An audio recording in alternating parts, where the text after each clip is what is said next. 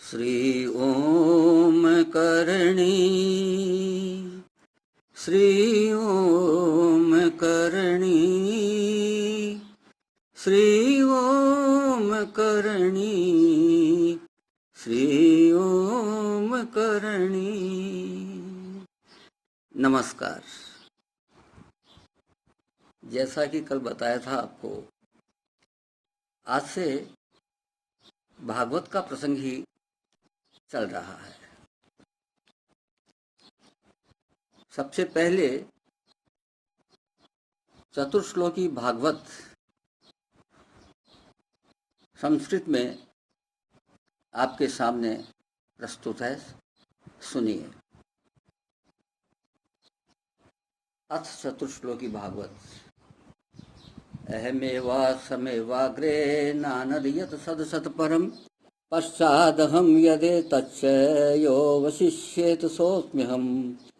ऋतेऽर्थ यत् प्रतीयेत न प्रतीयेत चात्मनि, तद्विद्यादात्मनो मायां यथा भासो यथा तमः।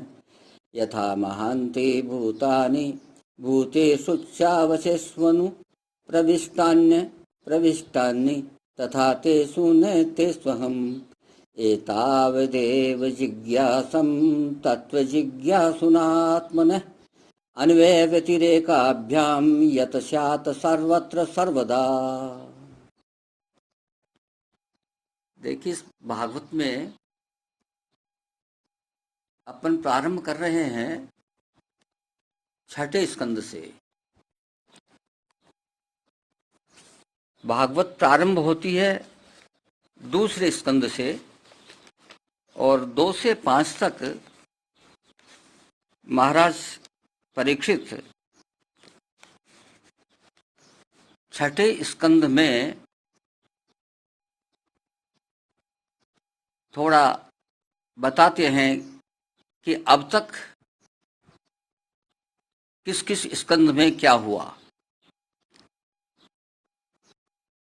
तो राजा परीक्षित ने कहा, भगवान, आप पहले द्वितीय स्कंद में निवृत्ति मार्ग का वर्णन कर चुके हैं तथा यह बतला चुके हैं कि उसके द्वारा अर्चिरादि मार्ग से जीव क्रमशः ब्रह्मलोक में पहुंचता है और फिर ब्रह्मा के साथ मुक्त हो जाता है। मुनिवर, इसके सिवा आपने उस प्रवृत्ति मार्ग का भी तृतीय स्कंद में भली भांति वर्णन किया है, जिससे त्रिगुणमय स्वर्ग आदि लोकों की प्राप्ति होती है और प्रकृति का संबंध न छूटने के कारण जीवों को बार बार जन्म मृत्यु के चक्कर में आना पड़ता है। आपने यह भी बतलाया कि अधर्म करने से अनेक नरकों की प्राप्ति होती है और 5वें स्कंद में उनका विस्तार से वर्णन भी किया।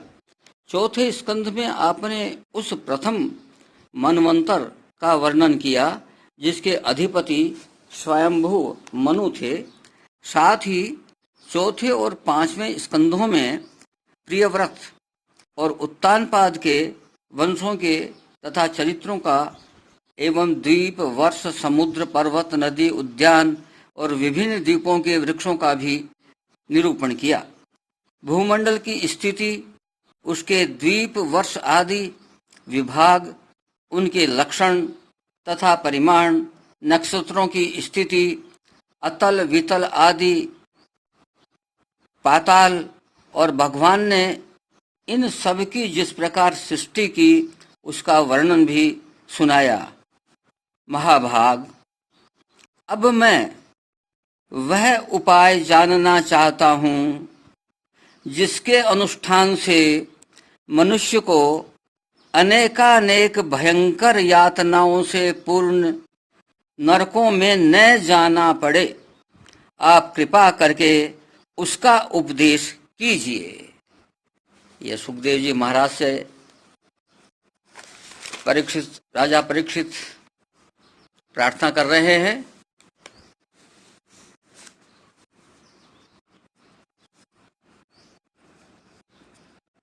तो अब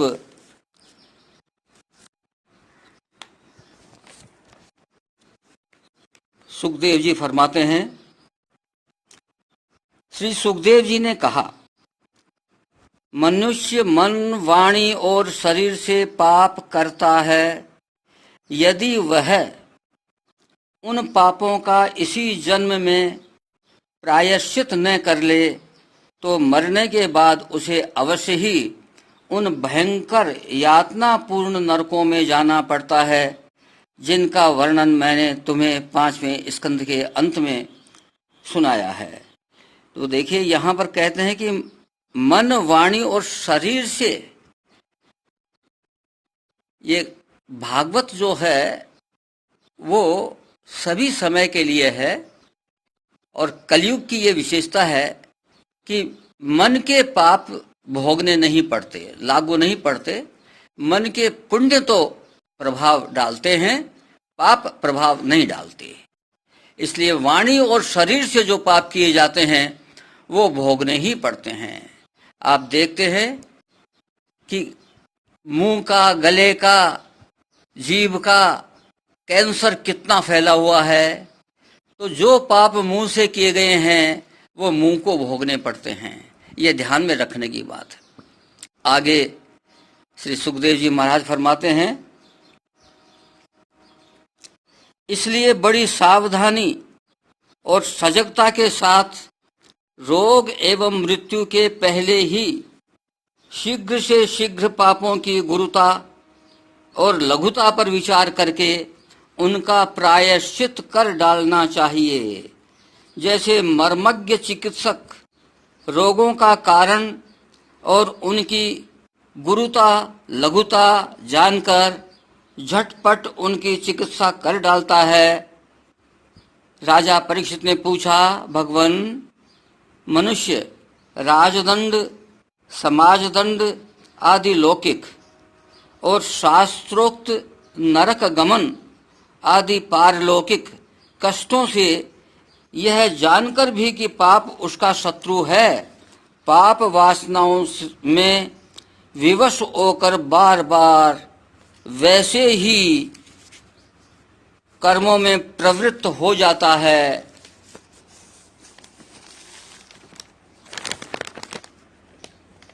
ऐसी अवस्था में उसके पापों का प्रायश्चित कैसे संभव है? मनुष्य कभी तो प्रायश्चित आदि द्वारा पापों से छुटकारा पा लेता है, कभी फिर उन्हें ही करने लगता है। ऐसी स्थिति में मैं समझता हूँ कि जैसे स्नान करने के बाद धूल डाल लेने के कारण हाथी का स्नान व्यर्थ हो जाता है, वैसे ही मनुष्य का प्रायश्चित करना भी व्यर्थ हो जाता है। तो प्रायश्चित भाई तभी काम करता है जबकि जिस पाप के लिए प्रायश्चित किया गया है वो पाप आगे नहीं हो, वरना वह प्रायश्चित बेकार जाता है, वो पाप फिर पैदा हो जाता है।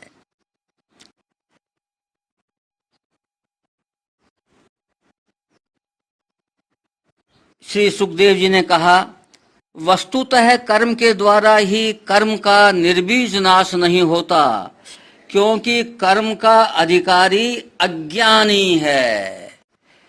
कर्म करने वाला व्यक्ति जो सोचता है कि मैंने पाप किया है, अब मैं प्रायश्चित के द्वारा उस पाप को समाप्त कर दूं, तो यह अज्ञान है।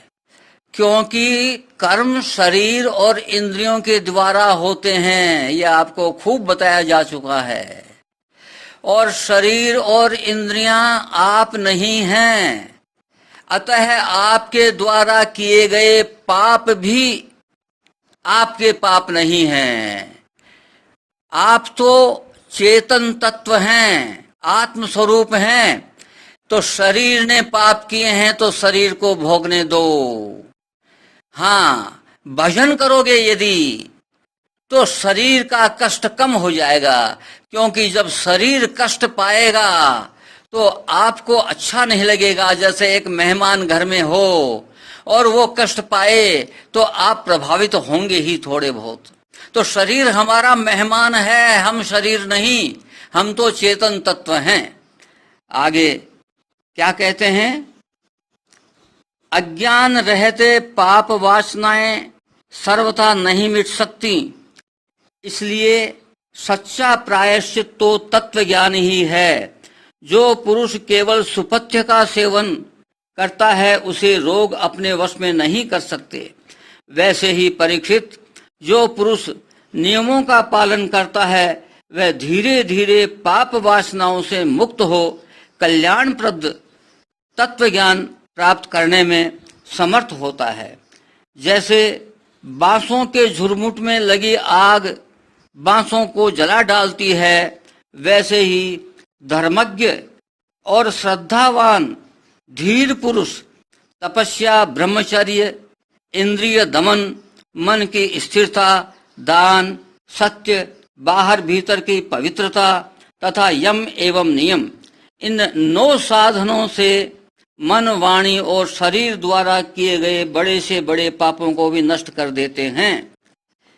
तो देखिए कि एक तरीका तो ये बताया, ये 9 साधन बताए, कितने कठिन साधन हैं, ये तो बड़ा मुश्किल काम है। लेकिन आगे वाला तरीका फिर सुनिए, क्या कहते हैं वो।